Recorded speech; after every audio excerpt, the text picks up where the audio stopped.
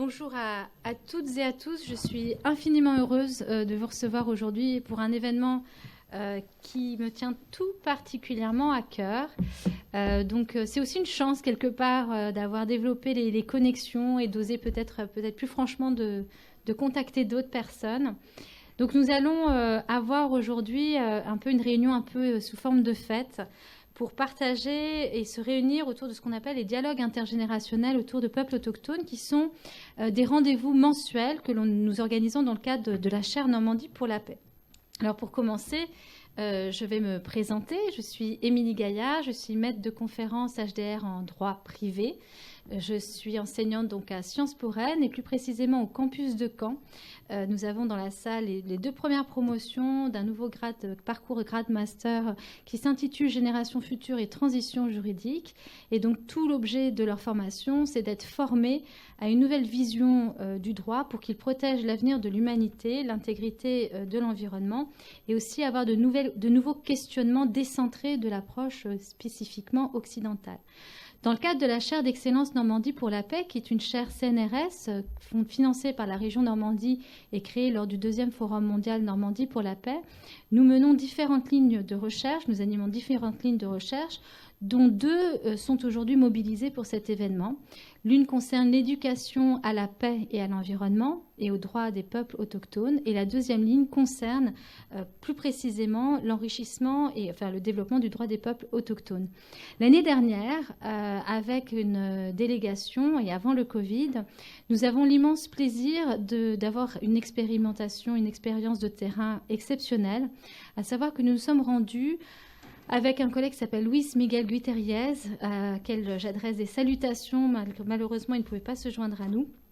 Et tous les deux, nous avons partagé une expérience unique à la Sierra Nevada, à rencontrer à peu près une douzaine de mamots à la Sierra Nevada. Et cet événement m'a profondément marqué, et il est tellement enrichissant que la seule aspiration que j'avais depuis lors, c'était de le partager avec les étudiants et le partager ici en Normandie. Et puis la vie fait toujours bien les choses. Donc nous avons aujourd'hui la possibilité déjà dans un premier temps de vous présenter des petites vidéos. Je vais juste mentionner nos intervenants, que vous sachiez un peu le programme de cet après-midi. Nous allons commencer pour partager avec vous déjà quelques photos, un diaporama préparé par les étudiants de l'IUT de IF, Technique de communication, que je remercie et qui sont ici présents. Merci à toutes d'être là. Et partager avec vous qu'est-ce que c'est que cette beauté qu'il y a à la Sierra Nevada, essayer de plonger dans leur univers. Ensuite, nous aurons une discussion avec Folk Para. Folk, bienvenue. Je te présenterai avec ta biographie tout à l'heure plus en détail. Folk, il est anthropologue et je l'ai rencontré lors de cette recherche de terrain. Il est absolument passionnant et il a vécu 2 ans là-bas et il a soutenu sa thèse sur le thème. Je présenterai plus en détail tout à l'heure.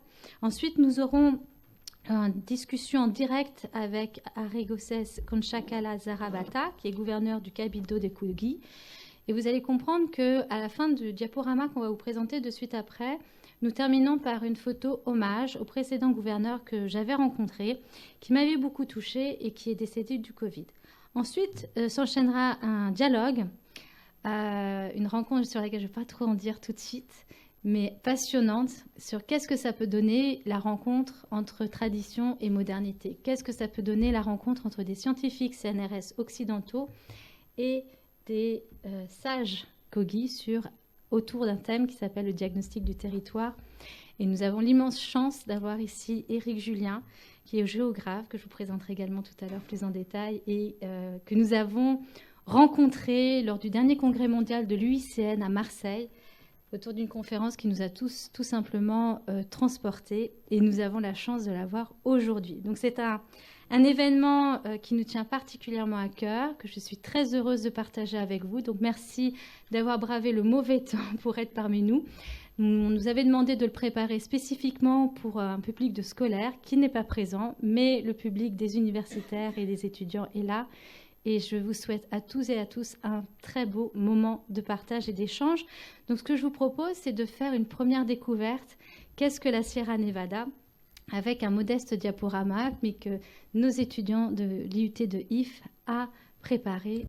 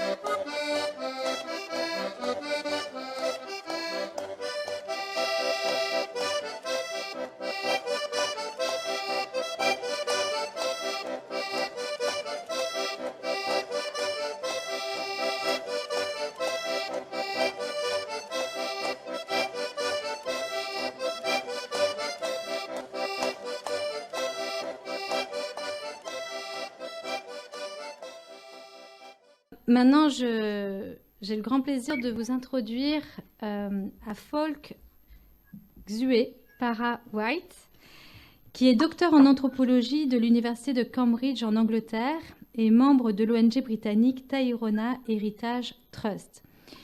Il développe actuellement le dialogue et la collaboration entre l'écologie indigène et la science de la conservation autour de la régénération et de l'éducation environnementale. Par exemple, par le biais de Bridges, une coalition UNESCO-MOS pour la science durable. Falk, je te souhaite la bienvenue. Merci d'être ici et la parole est à toi. Merci, Émilie, et merci à tous pour être là. Je m'appelle Falk Parra. Et comme Émilie a dit, je suis anthropologue, mais je vais faire la présentation en espagnol. C'est plus facile pour moi. Este es el título de mi presentación. Maintenant, je vais parler en espagnol. Ça, c'est le titre de la présentation. Maintenant, ce que je vais faire maintenant, c'est vous donner une petite introduction sur le peuple Kogi de la Sierra Nevada de Santa Marta et à la façon ils interagissent avec le monde. Lo haré de una manera que je le ferai de façon que qu'on puisse suivre l'idée principale de la chaire de Normandie pour la paix, avec un focus sur ce qui est la paix pour le peuple Kogi et comment ils comprennent comment est l'idée de la loi pour eux. Entonces, primero que todo, d'abord, Émilie vous a déjà montré quelques photos avec le diaporama. Ça, c'est une photo du peuple Kogi dans un de leurs villages traditionnels. Ils habitent à la Sierra Nevada de Santa Marta. La Sierra Nevada, c'est une cordillère, c'est la montagne qui se trouve ici au nord de la Colombie. Ça serait la Colombie. Et c'est la montagne côtière plus haute du monde au niveau de la mer. Ce qui veut dire qu'il y a une énorme richesse environnementale avec des systèmes, avec des plages tropicales jusqu'au sommet enneigé à presque 6000 mètres d'auteur d'altitude. Les Kogi, ils habitent ici dans ces villages qu'on voit ici. Ils habitent à plusieurs niveaux d'altitude, où ils cultivent différents produits,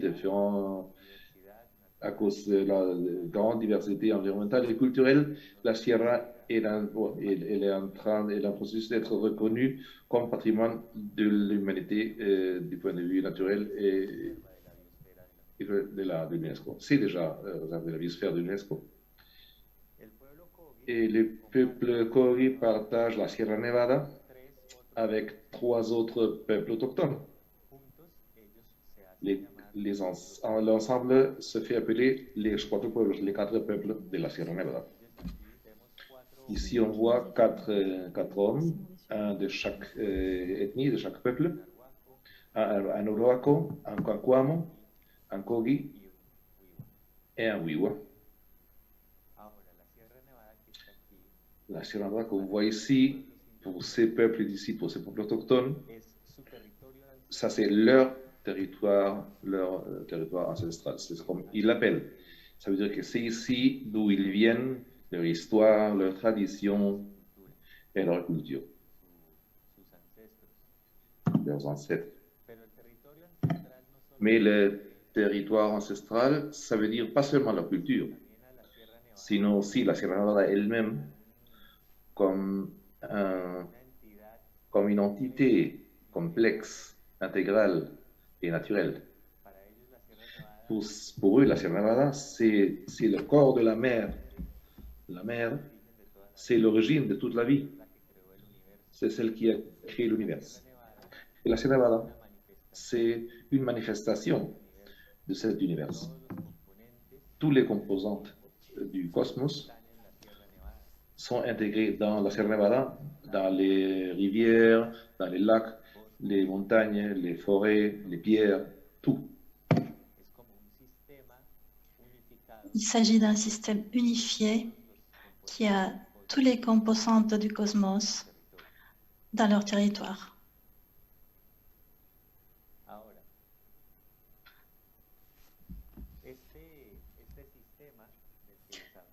Ce système dont je vous parle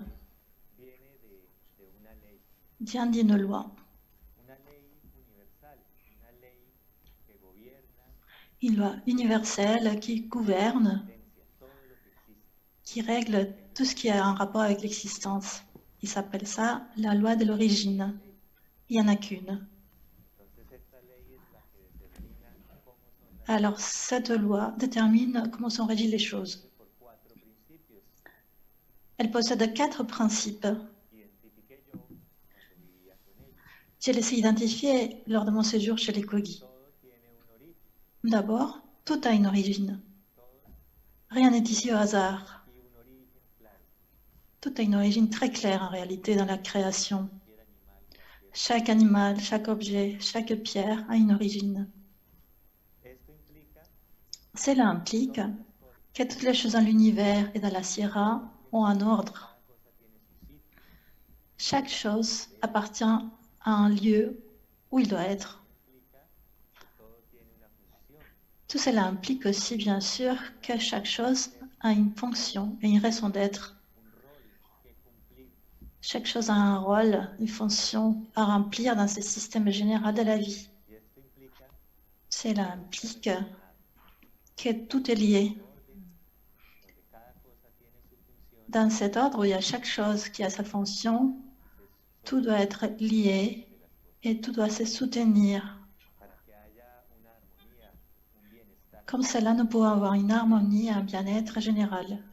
Maintenant, cette loi d'origine, on a un petit problème de micro. Laura. Cette loi doit gouverner aussi le comportement des hommes. Ce que l'homme doit être, ce que l'homme doit faire pour suivre cette loi. Comme tout a une origine pour les Kogi, c'est très important de nous rappeler d'où viennent les choses. On doit toujours se rappeler des origines. Nous devons aussi respecter l'ordre des choses dont je vous ai parlé. Parce que si nous savons d'où viennent les choses, nous pouvons les respecter. Cela nous permet de connaître leur fonction, à quoi elles servent, pourquoi les choses sont ici, quel est le rôle de chaque chose. Et grâce à cette connaissance, nous pouvons avoir une meilleure relation avec tous les éléments de la nature et les protéger. Si l'être humain suit tout ça, il est d'accord. Il est d'accord avec la nature. Cet accord s'appelle Zuluga. Quand il y a un accord, comme vous savez, aussi dans notre société, il y a un équilibre si nous sommes d'accord. L'équilibre écologique de la Sierra, et c'est ça qui veut dire la paix pour le peuple Kogi. Pour être en paix avec la terre, nous devons être d'accord pour avoir l'équilibre. Nous devons nous rappeler de la loi des origines. Aluna, c'est la pensée, c'est la conscience universelle, l'esprit. Nous pouvons parler de tout ça, de l'univers et de cet univers d'où provient notre pensée. Nous devons guider notre pensée depuis la Luna. Maintenant, les Kogia ont différentes façons d'être d'accord par rapport aux rituels, par exemple, des cérémonies, sont des traditions aussi. Nous avons par exemple leur maison, que je vous montre ici. Leur maison possède les 9 niveaux de structure de cosmos. On les retrouve dans la maison, on les retrouve dans les mochilas, ou le sac traditionnel, qui sont comme un utérus. Un utérus comme celui de la mère, où on garde la vie. Et comme vous voyez, il y a aussi les 9 niveaux. La Sierra, on dit que c'est aussi comme un arbre. avec toutes les branches, où chaque branche est une vallée, une rivière qui descendent du centre de la Sierra. Les Kogi, leur village, leurs activités se passent aussi dans ces vallées d'après cet ordre de branches. Nous avons différentes familles des Kogis qui habitent dans différentes branches. Et ici, nous pouvons voir une divination, une consultation spirituelle où les mamous, les leaders spirituels Kogi, posent des questions à la Luna, au monde spirituel. Certaines choses qu'ils ont besoin de savoir, et ils posent ces questions près de l'eau, avec des petits récipients qui contiennent de l'eau. Et c'est l'eau qui parle à travers les bulles. Et ces récipients, ce sont comme les lacs de la Sierra. Alors, comme vous pouvez voir, ce sont des formes spécifiques pour eux d'être d'accord. Il existe aussi le contraire, bien sûr, l'opposé de la paix, l'opposé de l'accord. Et c'est ça que les Kogi appellent les Shala. On traduit ça comme la dette. Quand les choses ne vont pas bien, quand nous faisons quelque chose de mal, et nous avons une dette envers la nature. Ça arrive, par exemple, quand au lieu de nous rappeler de nos origines, nous les oublions. Quand au lieu de respecter l'ordre de la nature, nous ne le respectons pas. Quand nous ne connaissons plus la fonction de chaque chose dans le monde. Et tout cela nous fait que nous faisons du mal. On n'en prend plus soin, on n'est plus en lien les uns avec les autres, on fait du mal. Et aujourd'hui, le peuple Kogi, à travers cette organisation indigène, que vous pouvez voir ici, un petit logo, cette organisation le représente politiquement face à l'État. Ils sont en train de mener plusieurs activités depuis plusieurs décennies pour protéger la Sierra.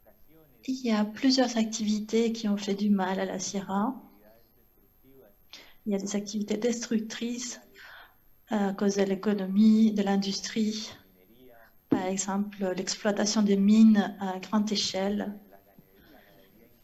l'élevage de bétail intensif qui assèche les rivières, ou la construction de ports sur la côte, comme vous pouvez voir ici. Ils font une cicatrice dans le territoire et ils font du mal à l'écosystème. Alors, tout cela, ce sont des échantillons. Quand on n'est pas d'accord, quand nous ne suivons pas les lois, nous sommes en conflit, nous sommes en état de déséquilibre. Maintenant, je vais vous présenter rapidement une initiative, un exemple de comment le peuple Kogi essaye, à travers leur organisation, de récupérer cet accord et protéger la Sierra. Ils font ça à travers une relation beaucoup plus positive avec nous, les Occidentaux. C'est un projet qui s'appelle Munekanmasha, revitaliser l'eau dans la Sierra Nevada de Santa Marta. Comme c'est marqué ici, c'est la gestion de l'environnement en collaboration. Je vais vous expliquer comment ça fonctionne. C'est un travail écologique, une gestion de l'environnement qui a deux composantes principales. C'est un travail interculturel et interdisciplinaire. Pourquoi interculturel? Parce qu'il est basé dans les dialogues et la collaboration entre l'écologie Kogi, c'est-à-dire leurs connaissances, leurs pratiques, sur comment on établit un lien avec la nature et on la protège, et les méthodes, les outils et les connaissances de la conservation scientifique occidentale. Il s'agit de construire un pont entre les deux parties. Alors ça là-dessus, après, il y a Eric qui pour va parler protéger le là-dessus. territoire. Et c'est interdisciplinaire parce qu'on inclut les sciences naturelles, les sciences sociales, les arts et aussi d'autres acteurs comme par exemple les paysans, les fonctionnaires publics, etc. Nos objectifs, pourquoi on veut faire ça? Le but est de récupérer des terrains spécifiques dans la Sierra qui ont été abîmés à cause de ces activités dont je vous ai parlé. Ici, vous pouvez voir ces excavations, par exemple. Le but, c'est de régénérer la nature et nous occuper des lieux sacrés. Ces lieux dans la nature qui ont une importance très particulière, où il y a une connexion spirituelle, et c'est de ces lieux-là que tout le reste qui est autour en dépend. Nous voulons nous guider par les principes de Munekan Masha. C'est une phrase Kogi qui veut dire que les territoires et la nature a déjà une force. Elle a déjà de la conscience de la vie. Et donc, notre but en tant qu'être humain, ce n'est pas d'imposer des méthodologies. Ce que nous devons faire, c'est aider la nature à qu'elle-même, elle reprenne les forces pour que l'eau et les territoires renaissent. Il faut juste qu'on les aide à renaître. Et c'est comme ça que nous pouvons soutenir les pratiques traditionnelles Kogi au niveau national et international. Et nous attendons que comme ça, nous pourrons développer un modèle de compréhension, de soutien et de gestion de l'environnement entre différents systèmes de connaissances. Nous aimerions pouvoir les transférer ou l'appliquer dans d'autres contextes. Et nous voulons aussi que ces projets soient aussi à la portée des agriculteurs locaux pour voir leurs pratiques de culture. Nous voulons aussi intégrer les habitants de la ville, les étudiants, pour qu'ils dialoguent aussi avec nous, pour qu'ils apprennent, qu'on leur montre l'exemple, par exemple, à d'autres organisations, que nous puissions faire des formations des résidents de la région pour améliorer leur lien avec la nature, avec leur entourage. Et on espère aussi pouvoir avoir un peu d'influence sur les politiques publiques et locales pour que ça soit beaucoup plus sustentable. Maintenant, pour finir, c'est un projet qui est soutenu par la Coalition des sciences sustentables de l'UNESCO qui s'appelle BRIDGE. Nous voulons aussi faire un pont. C'est les principes de BRIDGE qui nous servent comme des guides. Et nous les faisons sous l'idée générale de nous soutenir les uns avec les autres, de faire ce que les Kogi appellent les Shigoneshi. Et ce sont ici les institutions qui participent pour le moment. Celle-ci est l'organisation indigène Kogi. Et ça, c'est l'organisation de laquelle je fais partie. Alors, en ce moment, les Kogi voudraient faire connaître cette initiative. Ils recherchent du soutien. Nous sommes très contents d'être ici. Merci beaucoup de nous avoir entendus. Merci, thank you, Sanjali. Merci beaucoup, Folk, pour cette présentation qui est bien sûr trop courte par rapport à tout ce qu'on aimerait partager avec toi. Hola, Regocés. Due. Bonjour.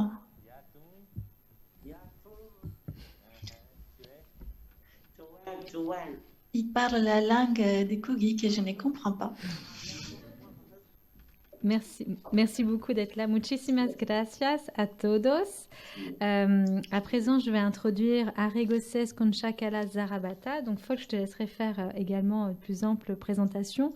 Donc, nous sommes en présence aussi du gouverneur actuel du Cabildo de Kogi.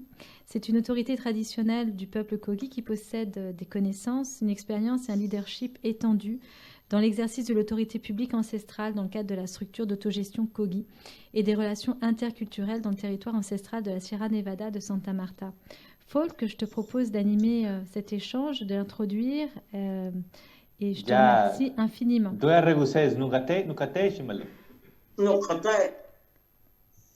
Bueno, si quieren presentarse ahora. Si vous voulez, vous pouvez vous présenter maintenant. C'est votre tour de parler. Il faut que tu nous racontes un peu sur la vision ancestrale des Kogi et quel est le message que vous avez à nous dire. Bonjour, mon nom c'est Aregoses Conchacala Saravata et je fais partie de l'organisation Tairona de la Sierra et des territoires ancestraux. Bon, en espagnol ça s'appelle les territoires ancestrales et dans notre langue ça s'appelle Guinoe. Et le reste c'est ce qui est tout en haut.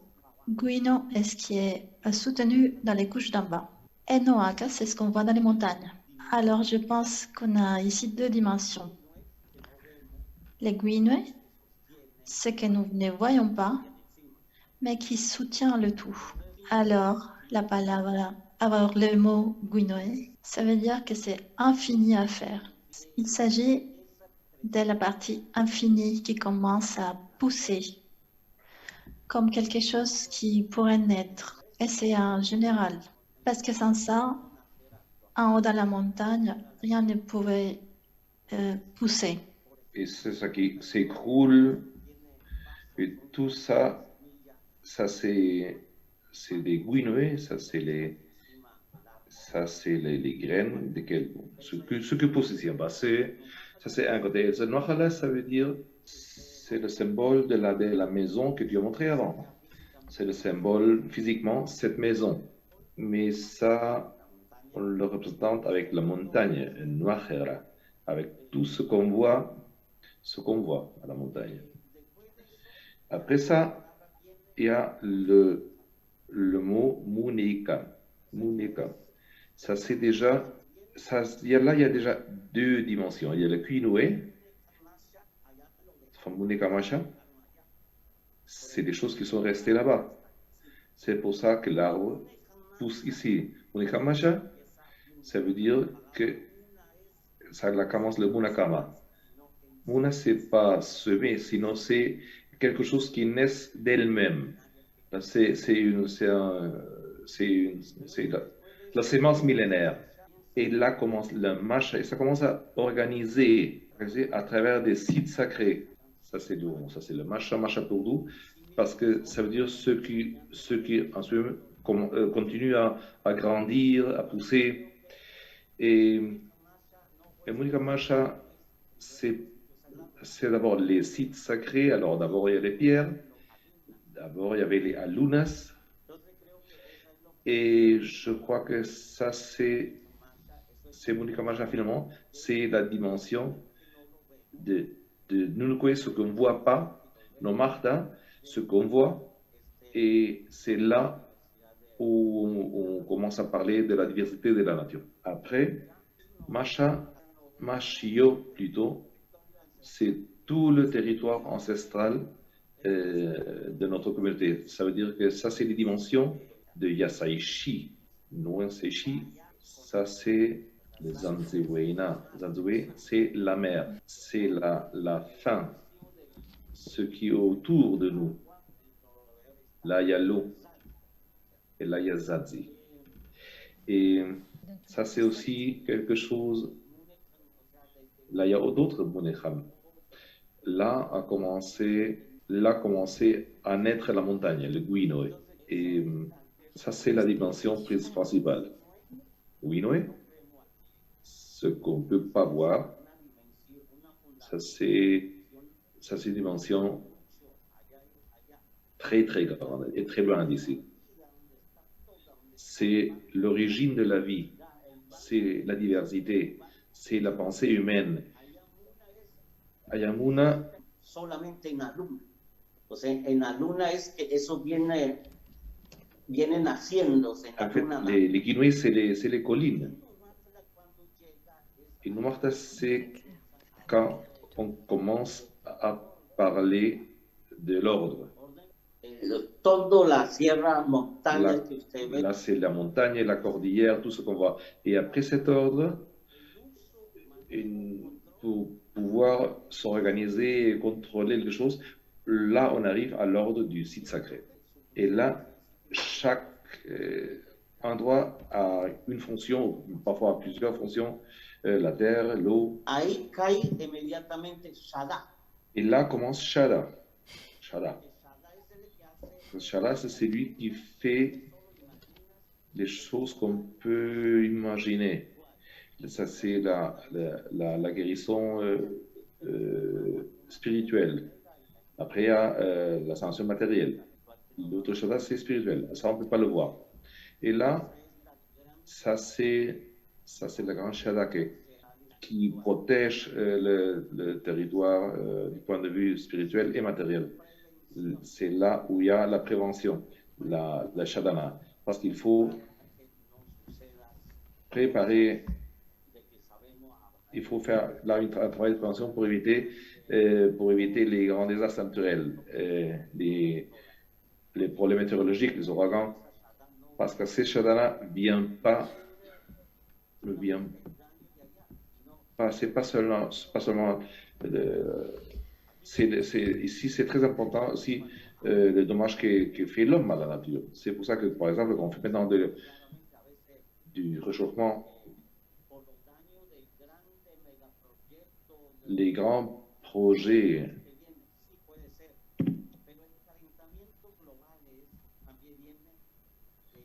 Et c'est vrai aussi que ce réchauffement climatique, bien surtout, c'est la faute de l'humanité. Alors, par exemple, s'il y a quelqu'un qui a un problème avec son couple, ça c'est déjà l'origine d'un problème, parce que là, il y a de la fumée qui sort, et ça fait partie du réchauffement climatique, spirituel et matériel. Et comme ça arrive à faire plein d'autres choses. Le réchauffement climatique, parfois on ne le comprend pas. Et c'est là qu'on est en train de réchauffer le climat chaque seconde, parce qu'on respire et on dort et on vit. Et tout ça fait partie, c'est un tout. Tout, c'est des choses qu'il faut se mettre dans la tête, parce que nous, tous, l'humanité est en train de provoquer ce réchauffement climatique. C'est pour ça que dans le monde, c'est important pour commencer à comprendre ce que ça veut dire. C'est pas seulement un dommage, c'est la somme des dommages individuels, de couple, de la société, de l'administration. Tout ça fait partie de ce qui arrive, de ce réchauffement climatique. Et tout ça, il faut le chercher. Il faut le voir. Parce que tout ça fait partie des dégâts matériels qu'on souffre. Du point de vue de la famille, du point de vue de la personne, tout ça provoque des dégâts matériels de la communication. Parce que nous, finalement, nous, on est l'essence de la nature. Je ne sais pas comment on peut dire ça dans une autre langue, mais chez nous, on est la poussière de l'eau, on est la poussière de la diversité. On fait partie de tout. Et c'est pour ça que l'humanité doit commencer à comprendre qu'on est l'essence de la nature. On fait partie de l'essence. C'est pour ça que parfois, on est en rage. On se rend compte qu'avec ça, on est en train de causer des dommages matériels. Et c'est ce que je voulais vous faire comprendre, ce que je voulais raconter. Parce qu'il y a la vie c'est le plus important. Et là, on est en train de tuer la vie, le Guinoé de nos collines. On est en train de tuer la grain. On ne laisse pas pousser, on ne laisse rien pousser au-delà de notre société. Et ça, c'est ce que je crois que c'est important à expliquer. Il faut comprendre comment tout ça a son origine dans notre cœur. Parce que machin, ça veut dire aussi des choses différentes. Parce que quand on se fâche avec quelqu'un, ça veut dire arrête de faire ça. Il faut être en paix.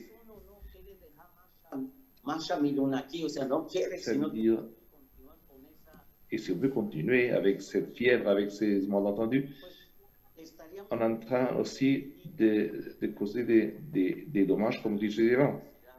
On est en train d'endommager cette diversité spirituelle. Et chaque seconde. Esa es lo que de contar. Ça, c'est ce que je dirais. Et c'est ce que je voulais vous raconter. Et c'est là où on souffre les conséquences. Et on voit les conséquences dans tout le monde. Et ça, c'est finalement ce qui sert. Je crois que ça sert aussi pour l'université, ça sert pour les institutions, ça sert aussi pour les gens dans la rue. Et ça, c'est ce que jusqu'à maintenant, je crois que je peux vous raconter. Entendu, Merci. Merci. Oui, merci beaucoup. Et je crois qu'il y a 10 000 personnes en France qui sont en train de voter. Vraiment. Non, c'est pas vrai, non. Mais beaucoup de gens quand même.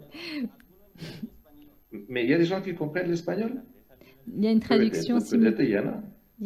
Hay una traducción simultánea en Mais quand francés. même, on a un service de traduction simultanée, on a un interprétation simultanée. Il y a quelqu'un qui est en train de répéter, de dire, d'interpréter ce que tu es en train de dire en français. Ah, d'accord.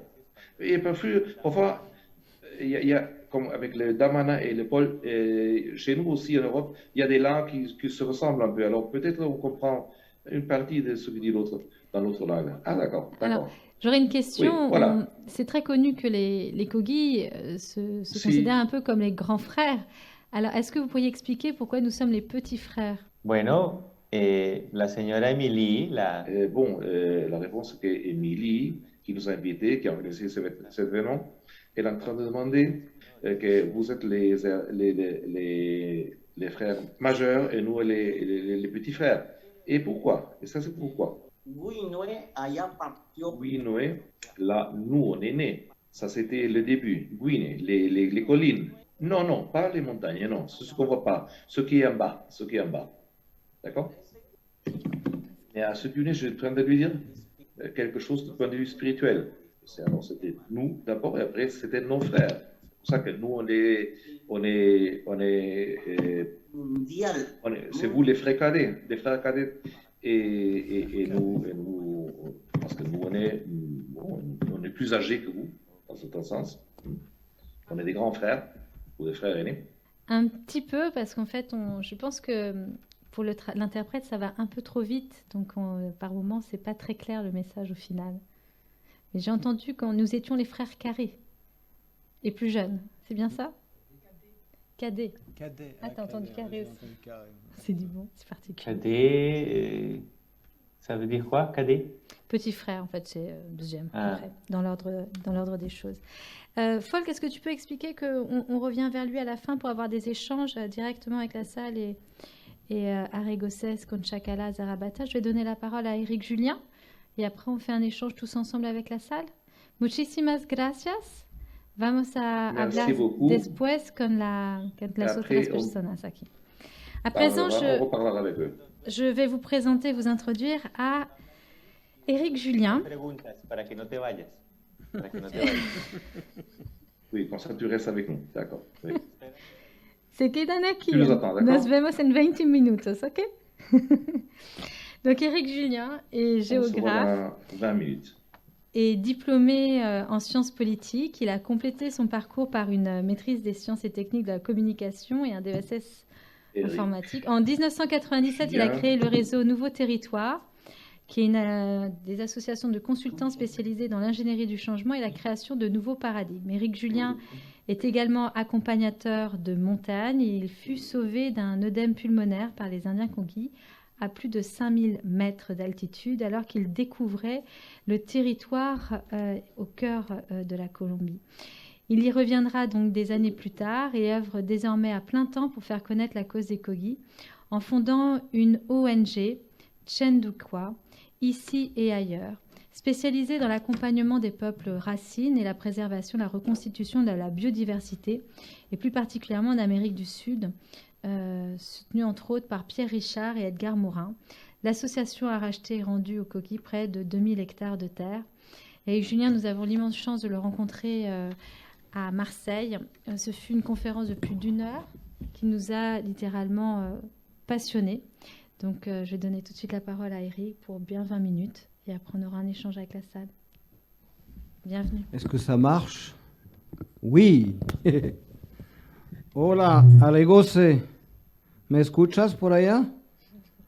Un saludo. Bonjour, tu m'écoutes? Oui, bonjour, je t'entends. Un saludo. ¿Qué está haciendo de calor por allá? Est-ce qu'il fait chaud là-bas? Oui, ça va. Un placer verte. Y Luis, un C'est un saludo. plaisir de te revoir, Luis. Salut. Et bonjour Folk. Merci beaucoup pour la présentation. C'était vraiment passionnant. Bonjour Eric, merci. C'est une petite famille, alors on se fait nos salutations, c'est normal, hein, vous nous en voulez pas. 20 minutes pour parler de 4000 ans d'histoire. La première chose que je vous dirais, c'est que pendant qu'on est là, assis dans cette salle, a priori vous respirez. Je pense et j'espère que vous avez le cœur qui bat. Et des millions d'opérations physico-chimiques qui se passent alors même qu'on n'y pense pas. Une manière de se dire que le vivant est un mystère. Et je crois, on a la chance d'avoir des scientifiques bien plus calés que moi dans la salle, mais que nous ne savons pas vraiment qu'est-ce que la vie et finalement quelle est notre histoire. Il y a des hypothèses qui existent. Mais si je vous pose la question, qu'est-ce que la vie? Qu'est-ce qu'être vivant? On n'a pas beaucoup de temps. Je serais bien curieux d'avoir votre réponse. En fait, on n'en sait fichtrement rien. Donc ça devrait au moins nous faire vivre une valeur clé qui est l'humilité. Ce n'est pas le domaine privilégié de la science, l'humilité. Ça devrait être celui de se poser des questions, vraiment, qui est le travail du scientifique, et d'élaborer des hypothèses, et peut-être de les valider effectivement par l'expérimentation. Et finalement, si on ne sait pas qu'est-ce que la vie, c'était Jung qui disait ça, pourquoi ne pas se mettre à l'écoute d'autres hypothèses sur la vie? Et pourquoi celle que nous a difficilement, avec la distance, avec la langue, traduction du Kogi à l'espagnol, du culturel Kogi au culturel français, au culturel étudiant, voilà, ça fait pas mal de filtres. Ce qu'a essayé de nous exprimer Arregosé Conchacala, gouverneur, et Folk, qui a fait une thèse chez eux. Dites-vous bien que quand les Espagnols, mais ça aurait pu être les Français, débarquent sur ces côtes en 1524, ça dépasse ce que la barbarie humaine a pu imaginer. Je ne vous ferai pas la description, elle est sordide. Et malgré ça, ils viennent encore essayer de nous parler. Waouh! Je me rappelle de Simone Veil, après la guerre de 39-45, à la sortie des camps de concentration, qui dit très vite après la sortie des camps, la chance de l'Europe, ce sera de faire la paix avec les Allemands. Ça a été très très très mal reçu à l'époque. Or, la seule chance qu'on ait de continuer notre histoire, c'est de faire la paix. Faire la paix avec nous-mêmes, faire la paix avec les autres, et ce que nous amène incroyablement les Kogi, et merci Folk encore une fois, faire la paix avec la nature. Pourquoi avons-nous cette violence, cette agressivité, cette destruction folle vis-à-vis de ce mystère qui fait que nous sommes vivants? Et d'où nous vient cette peur incroyable de ne pas accueillir les forces de vie? Et jusqu'où?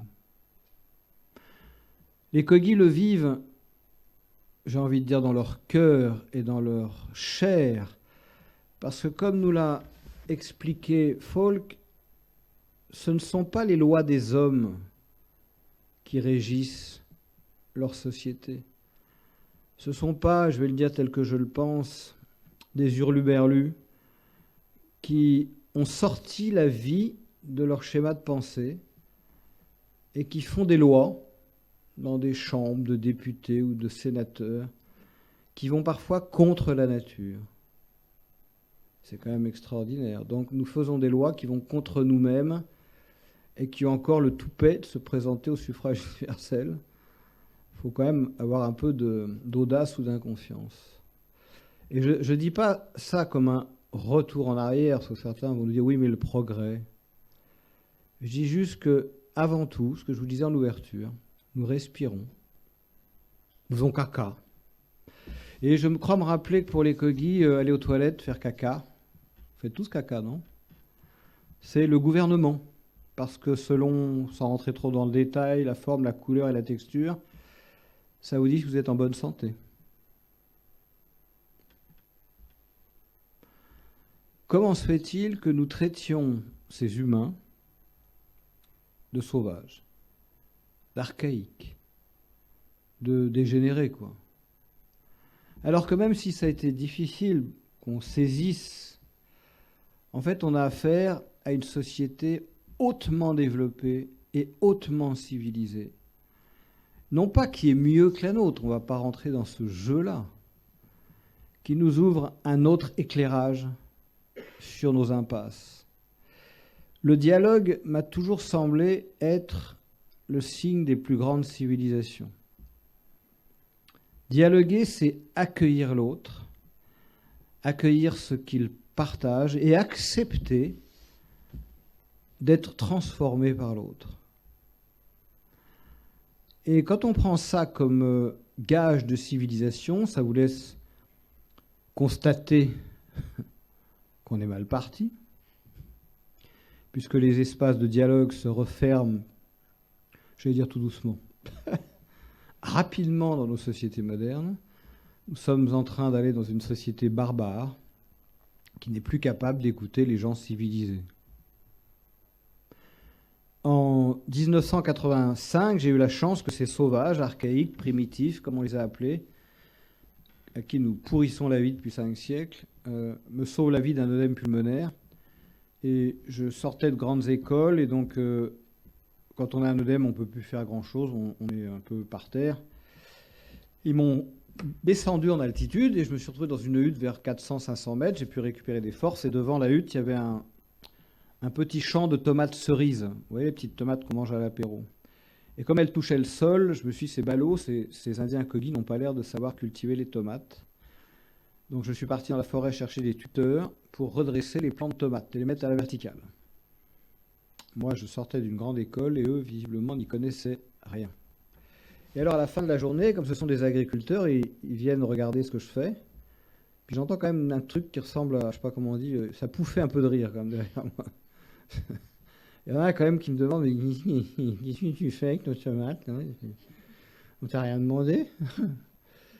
Alors je cherche des mots de vocabulaire pour leur expliquer que je leur enseigne les bases, les rudiments de la culture de la tomate pour récupérer leur récolte. Et là, ils m'expliquent que c'est un légume qui est d'ailleurs peut-être pas une tomate qu'ils ont mis à l'entrée de leur hutte, qui a un tanin très fort et qui évite que les insectes ne rentrent dans la hutte. Donc si ça ne m'embêtait pas de tout remettre comme c'était avant, ça les arrangerait.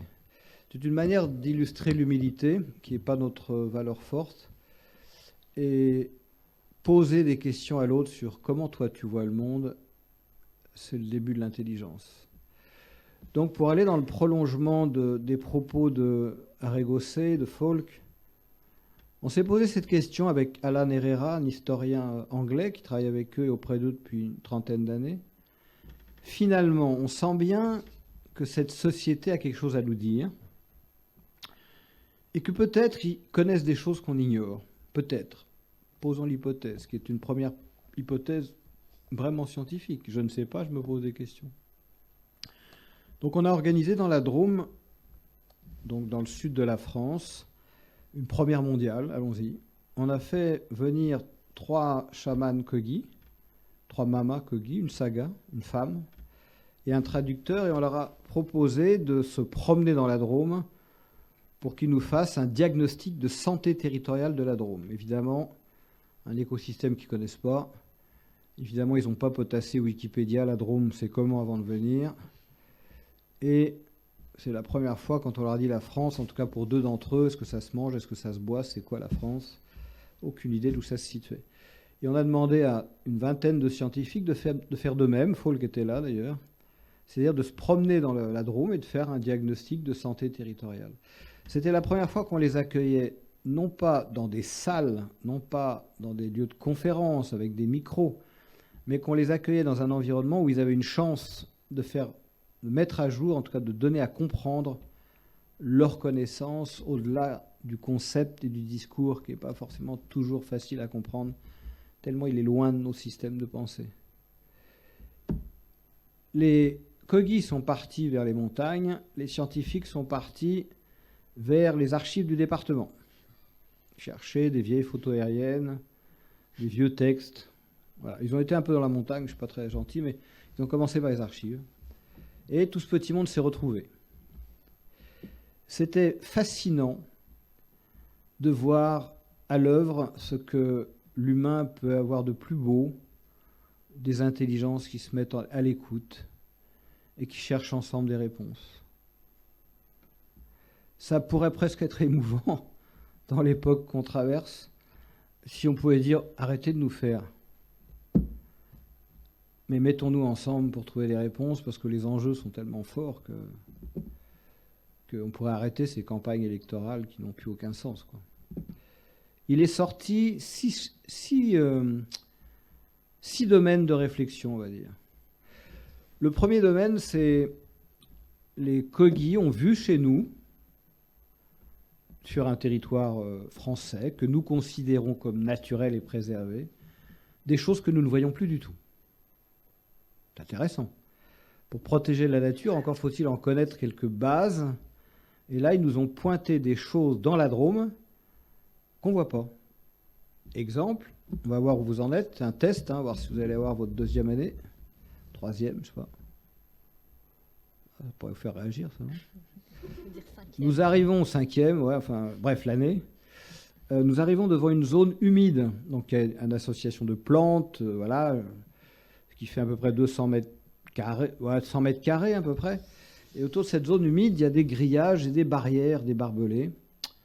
Et au milieu de la zone humide, il y a une grosse cuve de béton pour capter l'eau avec 2 gros couvercles en fonte. Et en bas de la cuve, il y a 2 gros tuyaux qui partent pour alimenter les villages en eau. Vous voyez la scène, ça va ? Zone humide, grosse cuve en béton, 2 couvercles, 2 tuyaux et des grillages et des barbelés tout autour. Ça va ? Et les mamous, les autorités spirituelles qui étaient là, regardent la scène atterrés. À votre avis, pourquoi ? Vous avez 1 minute. Si vous connaissiez déjà la réponse avant, vous n'avez pas le droit de la dire. Parce que vous l'avez déjà entendu. Mais ceux qui ne l'ont pas entendu, qu'est-ce qu'ils diraient ? Là, Falk et Arrigosset, il y a un grand silence dans la salle. Et c'est très pragmatique.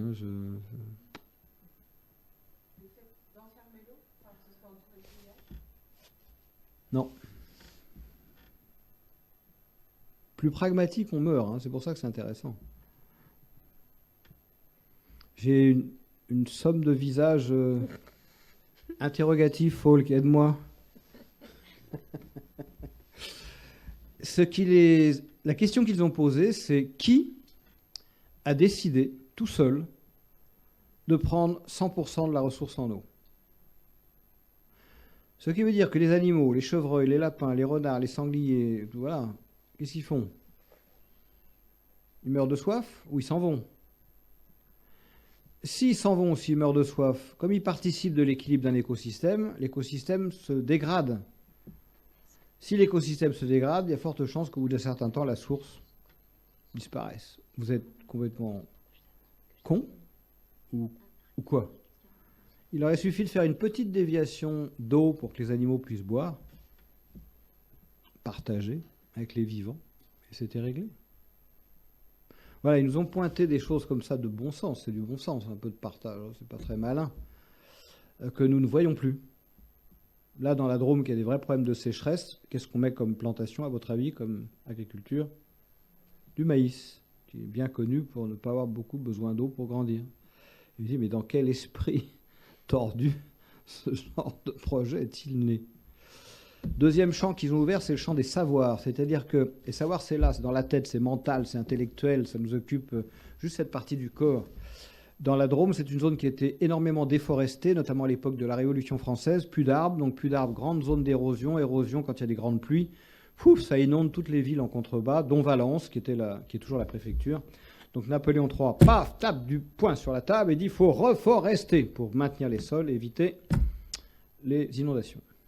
Mais comme on est pressé, on fait venir du pin d'Autriche, qui n'a rien à voir avec la Drôme, qui n'est pas un arbre autochtone, qui a la caractéristique de pousser vide sur un sol sec, enfin en tout cas assez peu irrigué. Alors ça marche, ça pousse vide, ça acidifie les sols, ça pousse trop vite, ça empêche tous les arbres autochtones, hêtres, alisiers blancs, ou tous les arbres autochtones de pousser, donc ça supprime la nourriture des animaux, puis ils n'ont plus rien à manger. Donc nous avons des forêts, certes, mais mortes. C'est con, hein. Il n'y a plus d'animaux dedans. Du coup, il y a un tapis d'aiguille qui empêche que l'érosion se fasse normalement. Du coup, le limon dans la Drôme ne se constitue plus normalement. Du coup, le limon a un rôle très important entre la roche en dessous et la vie animale dans la rivière. Donc, il n'y a plus de limon, plus assez. Donc, la Drôme s'enfonce. Elle disparaît. Voilà. Donc, les Kogi arrivent là-dedans. Ils ne connaissent pas le pin d'Autriche. Et ils nous expliquent toute l'histoire. Alors, dans un autre vocabulaire, mais ils nous disent, c'est quoi ces arbres égoïstes que vous avez mis là? Et quel est l'esprit tordu, négatif, pour reprendre les termes d'Arégocé, ça qu'il évoquait, qui crée ce déséquilibre? Et le naturaliste qui était avec nous confirme qu'effectivement, c'est la même histoire, enfin ils sont d'accord. C'est ce que j'appelle le savoir scientifique qui était mis en dialogue dans les deux cas, par les Kogi et les naturalistes. Avec cette question du naturaliste, moi j'ai appris ça à l'école, mais alors lui, comment il fait? Premier mystère. Voilà, après on est passé à un autre champ que j'appelle le champ des connaissances. Et là, les Kogi ont décrit des éléments du territoire où on n'y comprend que chi. Alors de deux choses l'une, ou dans les premiers registres, ils avaient fumé de la tisane, ou je ne sais pas ce qu'ils ont fait, et donc ils ont dit n'importe quoi, ce qui n'est pas le cas. Donc il n'y a pas de raison que pour le troisième registre, j'ai pété un câble. Donc soit on en revient à notre attitude scientifique, consistant à dire d'où ils sortent ça, comment ils savent ce qu'ils savent, et on fait une vraie démarche d'investigation. Soit on en revient, il ne faut pas oublier qu'un scientifique est un agent social comme un autre, soumis à ses peurs et ses croyances. Ce n'est pas possible qu'un sauvage archaïque primitif qui descend de sa montagne en pyjama ait quoi que ce soit à nous dire de sensé, à nous qui faisons quand même de la science sérieuse. À votre avis, quel chemin est-on en train de prendre? Il y a eu un quatrième registre qui a été ouvert, c'est que la parole d'Arégocé que vous avez entendue, ou celle des Kogi dans la Drôme, est une parole gratuite. Ils n'attendent pas à la fin de leur exposé un poste, un budget, un article scientifique, la reconnaissance de leur père. Donc une parole gratuite qui n'a rien à vendre. S'il y avait besoin d'un critère supplémentaire pour s'y intéresser, je trouve ça pas banal. Et puis la dernière chose, les Kogi nous ont parlé d'un phénomène que vous connaissez peut-être, qui s'appelle la Pangée. Ça vous parle? La Pangée, ça aurait été ce continent initial qui aurait existé en zone tropicale il y a 180 millions d'années. On ne va pas chipoter sur les millions d'années. Donc c'était un continent qui regroupait tous les actuels continents. Et en 180 millions d'années, tous les continents se sont séparés, continuent à se séparer, mais à un rythme qu'on perçoit peu, et ont pris la place qu'on leur connaît aujourd'hui, les continents Afrique, Asie, etc. Nous découvrons cette théorie en France à partir de 1911. Un climatologue qui compare les roches en Afrique et dans les Caraïbes, il dit tiens, c'est les mêmes familles de roches. Et puis c'est confirmé en 63 par des théories magnétiques, enfin peu importe. Donc 63-70, on se dit la théorie des plaques tectoniques, ok, ça existe, les continents bougent et se déplacent. Comment les Kogi peuvent-ils connaître ça? Donc la question qu'on se posait, ont-ils des connaissances que nous ignorons, est évidemment oui. Maintenant, va-t-on être capable d'avoir l'intelligence de cœur, d'âme et d'esprit pour prendre le meilleur de ce que nous avons, parce qu'on a des choses magnifiques aussi, hein, et le meilleur de ce qu'ils peuvent nous amener pour inventer un paradigme, un modèle, une lecture de pensée, une réflexion qui réellement nous permettent de faire face à ce qui va nous tomber sur la tête, ça, je n'ai pas la réponse. En tout cas, c'est ce qu'on essaie de faire avec Falk et avec d'autres personnes et avec les Kogi. Et je reviens à ça et je terminerai avec ça, où ils disent avec tout ce que vous savez et ce que vous êtes, et avec tout ce que nous savons et ce que nous sommes, si nous avions l'intelligence du cœur pour dialoguer, nous résoudrions de nombreux problèmes. Il faudrait faire la paix avec nos égos, avec nos territoires et avec notre vision du monde pour s'ouvrir. Et il y a derrière quelque chose qui est fondamental. Vous n'avez peut-être pas encore d'enfants, vous êtes jeune, mais peut-être avez-vous déjà fait l'expérience de comment on fait des enfants, même si vous n'avez pas été jusque-là. Ça n'a pas l'air sûr. Vous voulez que je vous fasse un schéma? Non? Bon. En tout cas, ça a l'air d'être agréable, vu l'état dans lequel ça met certaines de vos camarades. Mais c'est pas juste pour faire un clin d'œil, c'est parce que dans la vie, c'est vrai pour les Kogi, c'est vrai pour toutes les traditions, c'est vrai dans le Tao, tout est genré. Il n'y a pas de mouvement s'il n'y a pas le haut et le bas, le jour et la nuit, j'aime pas, toi et moi. Et c'est la rencontre de ces énergies qui va créer le mouvement de la vie et qui va permettre qu'advienne, dans l'exemple scabreux que je vous ai pris, un bébé, mais des idées, de la nouveauté, du changement. Or, dans notre monde à nous, nous avons éradiqué le féminin, qui est l'énergie qui permet de féconder le petit spermatozoïde qui, lui tout seul, ne peut pas faire grand-chose. Je rappelle qu'un spermatozoïde a une durée de vie de 4 minutes. Donc s'il n'y a pas une énergie féminine qui dit « Ok, je m'occupe de la suite », on en revient à la question, pourquoi avons-nous à ce point peur du féminin? Et quand on relit les textes de la conquête espagnole, qui est une vraie barbarie, comme je vous le disais, on trouve dans certains écrits des descriptions où les Espagnols disaient les choses suivantes. Nous, on arrive avec un pouvoir vertical, héréditaire, pour contrôler, il suffit de regarder les villes espagnoles, la ville et le territoire, faire du cadastre. Voilà, c'est une vraie velléité de contrôle-appropriation. Et ils décrivent les Tairona, ancêtres des actuels Kagba, qui est leur vrai nom, les Kogi, en disant ah, là on ne comprend pas, parce que les autorités, le pouvoir change de chef selon les fonctions. Rappelez-vous les fonctions dont parlait Falks. En fait, si on prend un chef de guerre, ça va être quelqu'un, puis après on va faire un chef des cultures, c'est quelqu'un d'autre. Enfin bref, il n'y a pas de chef. Ah, ça, c'est désagréable pour nous. Mais alors à qui on s'adresse? Ah, bah c'est un pouvoir qui est réparti. C'est très agaçant pour nous. Et il n'y a pas de mur à leur ville. Et c'est pas quadrillé, c'est rond. Et ça épouse les formes du relief. Et on ne sait pas où ça commence, où ça s'arrête. Bref, il y avait déjà inscrit dans l'histoire cette difficulté de dialoguer entre deux visions du monde. Et Jean-Marie Gustave Leclésio, un de nos prix Nobel de littérature, a écrit un livre qui s'appelle « Le rêve mexicain » où il disait « Si à l'issue de cette conquête, plutôt que de nous entretuer, nous avions dialogué, le monde moderne n'en serait peut-être pas là où il en est arrivé. Il n'est peut-être pas trop tard. » Et c'est peut-être cette chance incroyable avec cette générosité que les Kogi ont de nous dire « Mais si vous êtes prêts à nous écouter, non pas on a raison, mais on pourrait se parler. » Je connais les Kogi et les Arwako et les Wiwa depuis 1985, donc c'est la date où ils m'ont sauvé la vie. Et en 1997, on a créé une association qui collecte des fonds. Il y a 6 000 donateurs aujourd'hui, 6-7 000 donateurs. Avec ces fonds, on rachète des terres, comme vous le disiez tout à l'heure, et en accord évidemment avec les autorités Kogi, on choisit les terres qu'ils veulent qu'on rachète et on fait tout le processus administratif qui est assez complexe. Une fois que le processus est fait, on les aide à se réinstaller, retrouver les semences, les outils. On en est à 2257 hectares. Je peux vous dire que chaque hectare est arraché avec les ongles. À la fois, c'est petit, c'est ridicule. Vous regardez sur une carte, ça ressemble à rien, c'est un confetti, quoi. Et en même temps, ça a recréé un peu de confiance, de se dire « Ah, les civilisés, comme ils se sont auto-appelés, qui signent si vite des papiers pour ne pas les respecter, on peut peut-être, pas encore gagner, leur refaire confiance. Peut-être pas gagner, voilà. Qu'est-ce que je pourrais vous dire pour terminer? C'est qu'un jour, on était au Quai d'Orsay avec 3 Kogi qui étaient reçus par des membres du cabinet du ministre de l'époque. Je ne sais pas si vous voyez le Quai d'Orsay, c'est très hors de la République. Vous voyez à peu près les lustres, les trucs dorés, ça va? Vous avez le... Et donc on rentre dans une salle d'accueil des délégations, blablabla. Bla, bla, bla. Si je vous le fais court, c'est nul. Et il y a un Kogi en sortant qui me dit alors c'était comment, parce qu'on n'avait rien traduit évidemment pour qu'ils comprennent. Et je crois que j'ai dû faire un truc du genre bof, un truc comme ça. On ressort dans le hall d'accueil, le hall d'honneur, là. Il y avait 3 gardes républicains, des gardes à vous et tout.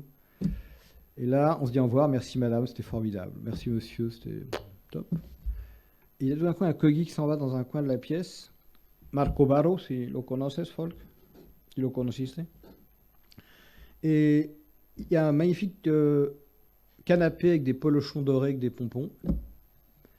Il prend un polochon, il le met sur l'épaule et il se casse vers la sortie. Comment vous décrire cet instant où la dame à qui j'étais en train de dire au revoir, je vois ses yeux qui suivent le polochon qui se barre vers la sortie quand même. Et le garde républicain qui ne devait pas avoir dans sa consigne de travail, quand un invité d'honneur se barre avec le mobilier, est-ce que je l'arrête? Qu'est-ce que je fais? Avait les yeux qui tournaient dans ses orbites comme ça, l'air de dire mais qu'est-ce que c'est que ces conneries quoi. Et il y avait un truc assez spécial qui se passait là. On ne savait pas trop comment y répondre. Donc il est parti vers la porte. Je lui ai dit oh là là, s'il passe la porte, c'est l'enfer. Quand il est arrivé sur la porte, sur le pas de la porte, j'étais derrière lui, j'ai vu tout son corps qui faisait. De ce que j'en connais, il y a cet humour poétique incroyable qui permet de déplacer les montagnes et de traverser les épreuves. Et quel que soit votre chemin, ne perdez jamais ça.